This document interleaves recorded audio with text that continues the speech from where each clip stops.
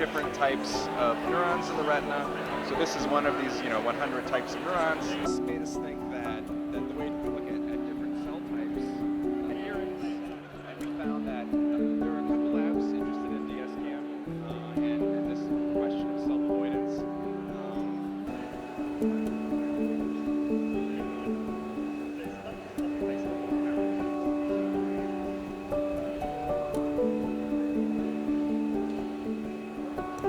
This device, we call it the synestheater, and all it is an application that runs off of a standard iPod or iPhone.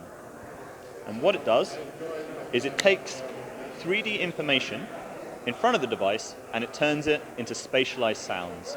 So if there's an obstacle on your left-hand side, you will hear a sound emanating from the left-hand side. If it gets closer to you, then it will get louder.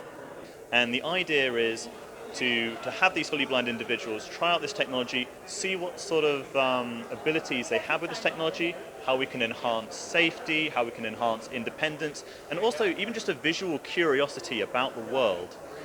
And what we do is we have these individuals try out this technology, we take their feedback, and then we change the technology based on that. Okay, this research is happening at NYU Langone Health at the Neuroimaging and Visual Science Lab, headed up by Kevin Chan. So his research looks at how using this type of technology that turns vision into sound actually recruits the visual areas of the brain in fully blind individuals. This will end up with sort of effectively creating an additional sense for blind individuals to help them when it comes to sort of navigating around, locating objects, sort of general safety and independence. Since most blind individuals have a smartphone, this effectively means that the cost of this technology is nothing. And what it does is by enhancing sort of independence, safety, and all of these other aspects in day-to-day life, that we can actually save on the financial costs associated with blindness. So, for example, someone with mild visual impairments would expect to have an additional cost of about $12,000. Someone who's fully blind would be about $24,000. And if they require carers, it goes up to $55,000 per year.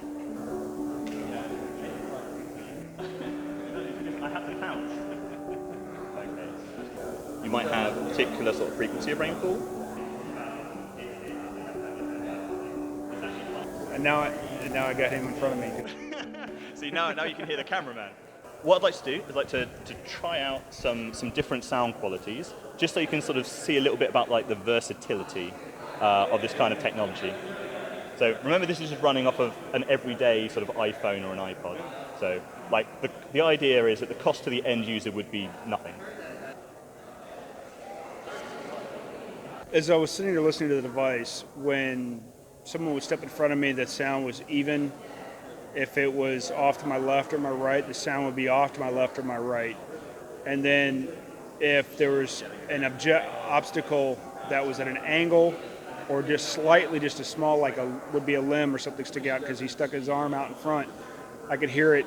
If it was from the right, I could hear it, the sound coming from the right to the left. And if it was an angle, it was also rising or falling. So depending on where the obstacle was at, was the pitch.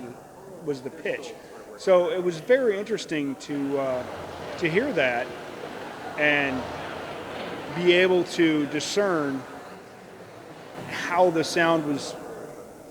pitch of the sound related to where the obstacle was at. So I'm excited to see how this can go forward in the future. And because I could already think of many ways it could help a lot of our visually impaired men and women in the United States. I think his initial impression was quite positive. As he he could basically track me as I was moving around him quite easily just using the sounds. So this is a very interesting concept in my viewpoint that I really hope can get expanded on, because there's all sorts of technology out there. The more technology we have to help the visually impaired and blind, the better and more normal our lives are. I've had a chance to try several different devices over the years, and in the 12 and a half years that I've been visually impaired, it's amazing. One, the white cane, it's been around for hundreds of years, it works, but it's a reactive device. I used to use a guide dog, which was fantastic because then it wasn't a reactive device, it was proactive. But my dog would get tired after a long day. And I've had a chance to use many other devices, whether it's a little radar device that attaches to my cane that can announce when I've got obstacles up over my head, or whether it's been a type of goggles you could put on that has a camera that enhances what you see a little bit and makes what, like my vision being blurry, it'll help clarify what I'm trying to see. So we are by no means to the point of Geordie LaForge, who can see better than people with normal eyesight on Star Trek. But I hopefully we can get to a point where maybe we can be restoring vision or completely replacing vision within my lifetime. An advantage of having it here where the politicians can see it is they can understand the need for research monies to get into the hands of the folks that are doing the research. I have a good friend of mine who's wheelchair bound. He's lost both of his legs, but he can still drive. He can hop in his car and go where he needs to go because he can use hand controls. There are devices that are out there that can give a person who's lost their foot an articulating ankle or a knee that can be adjusted with a push of a button to work where they need it. But we haven't had the ability to restore eyesight yet.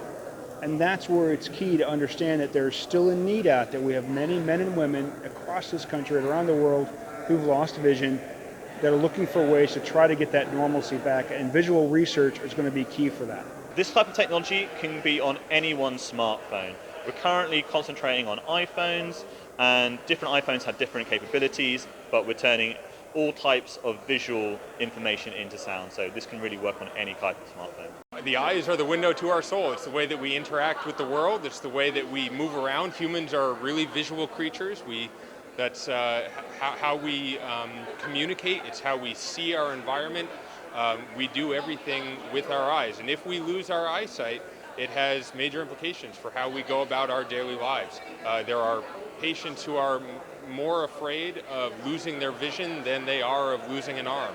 So it matters quite a bit to the way that we operate in the world. And so it's essential to have these tools to understand the progression of the disease so that we can stop people from going blind, to preserve their sight, because it has such a big impact on the day-to-day lives of everyone. This is the number one sense that people would not want to lose. Being able to see is a vital part of how we move through our environment and interact with people.